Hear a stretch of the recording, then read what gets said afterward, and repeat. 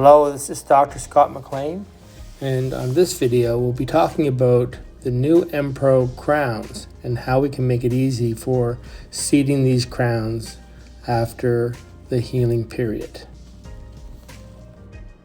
If we look at the EmPro system, it's all about emergence profile, and I'll talk about the why. Why is this changing and why is it important? And we're going to go over some seating tips and help you to understand what's going on when you use the EmPro and what are some of the things you have to pay attention to when you're putting these type of crowns in.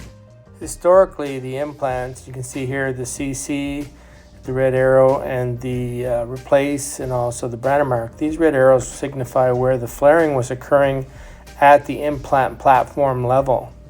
And we can see the healing abutment was also usually flared, and we used a flared impression coping to do a pickup in the analog world. And then it went digital after this, and we still had flared. So you can see that when we were using flared, this symbol was always there. And so on the 3.0, we had a flare of 3.6 usually. Then we went to the narrow platform at 5mm flare. 4.3 had a 5mm flare. 5.0 had a 6mm flare on the abutment, and then you can see here 6.5 on the 5.5. So this allowed us to create an emergence profile shown here, and this was called the legacy type of components. And so when you had this legacy, I'll call it for this video, a legacy emergence. And so this emergence worked well, and it's something that's changing now because we can get it even better, and we want to kind of keep going and getting it better. This is a on-one abutment on my own implant, and it shows the legacy emergence. And so you can see the bone has stayed at the last 10 years very nicely. And now we can see that there's still some zero bone loss concepts that we're going to try to improve here. Sousa et al. In 2018 did a study looking at the vertical soft tissue, and you can see that if it's more vertical, you actually get a better result. So this is the why. You get this vertical soft tissue that's at about 8 degrees now, and so this minimizes the risk for bacterial leakage, and also it has this seal surface which really seals this off in a fantastic way. So the vertical soft tissue is really a dense, collagen-rich connective tissue with keratinizing epithelium around it. And it has this lamina propria, which is firmly attached to the bone. So this resists food forces and seals the implant off. So this is a zero bone loss concept. And so the implant has a bit more vertical soft tissue, as shown on this N1. Look at the beautiful tissue above the platform of the abutment. And so we can see that we went from on the left, which was the legacy style, and so having a vertical tissue that's a little bit more flared, and then now the EmPro is another offer that you can use, and you can do a pickup with the new Nobel scan body.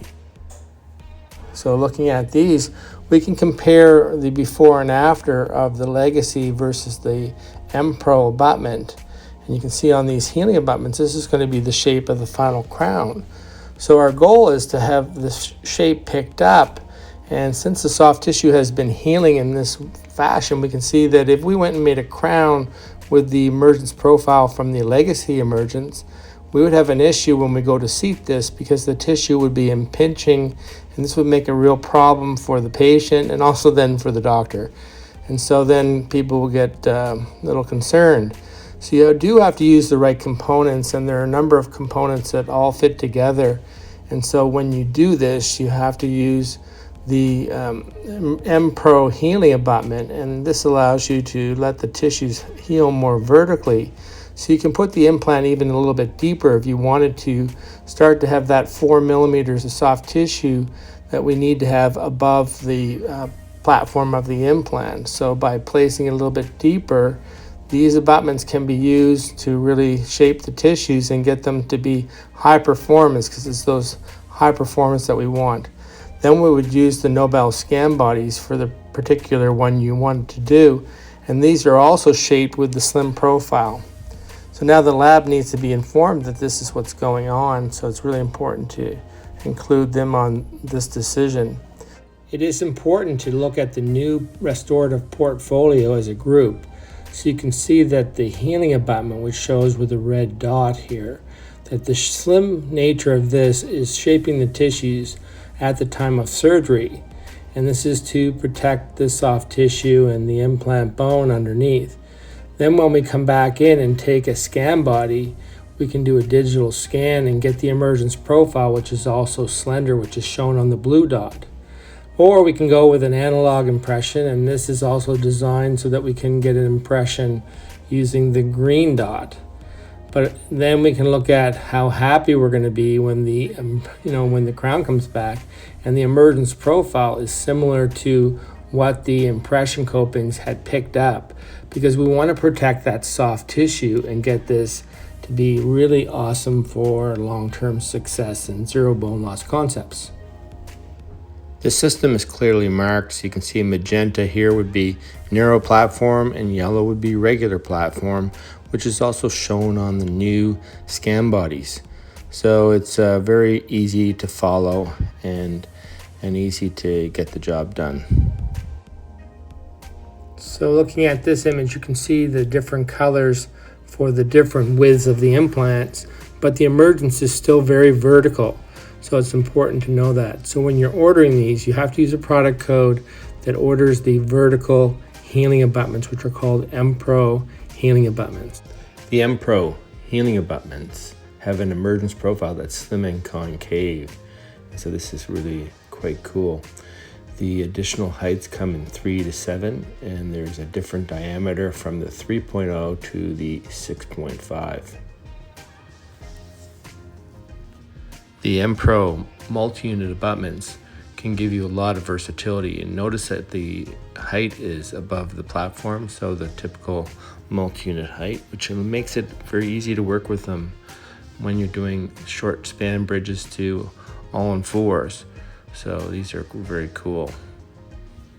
Now to make things even more interesting, you can use the S series, which is a smart connection, and it's a narrow platform connection on all of the implants in the S series. So as you use this, you can see the magenta color that shows that it's going to fit into that first implant on the left, but this will also fit and work on all of the implants that are in this series. Now, when you're thinking about the S series, you have to think about the implant width and then what type of abutment is going to go down on top of it. So we can see that the 3.5, the 4.3, the 5.0, and the 5.5 all have the same narrow platform abutment that's going to be put into them, which is going to be fantastic for all-on-4, because you're going to get this improvement in strength that's going to be incredible on the implant. But you also don't have to have as many components in your office, and it simplifies the process of putting multi-units on, or even the healing abutments, because they're all going to be that magenta color.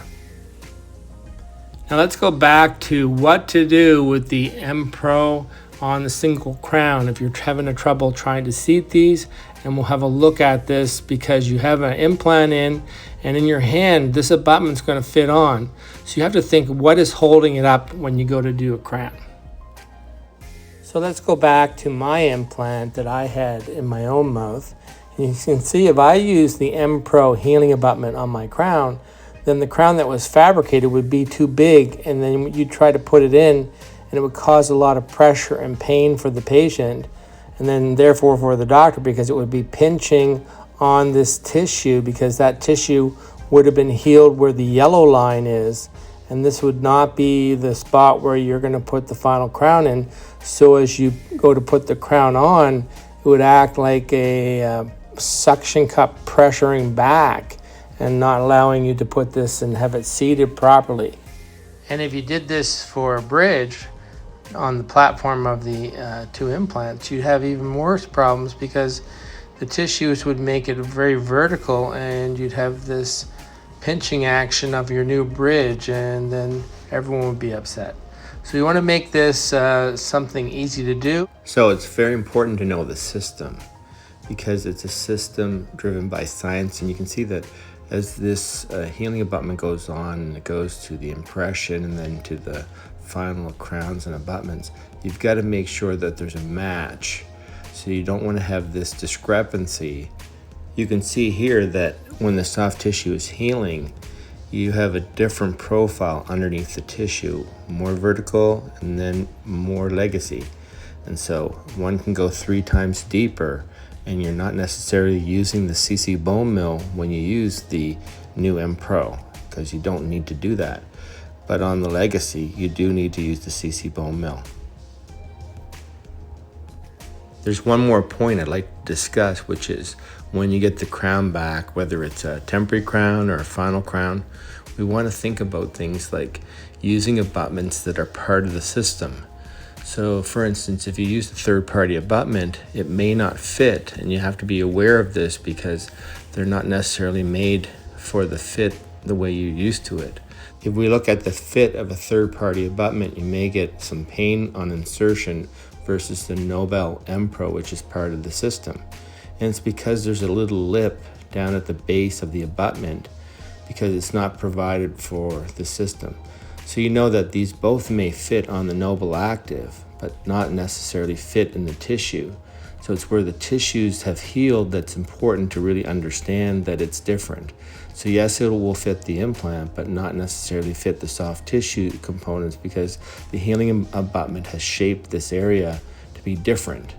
So the EmPro design is shaped to fit this area. So this is a very good way to use something that's going to work as a system and maintain those tissues. So use the abutment components that are made for the prosthetics, and this will allow you to meet the needs, whether it's deeper or whatever's going on.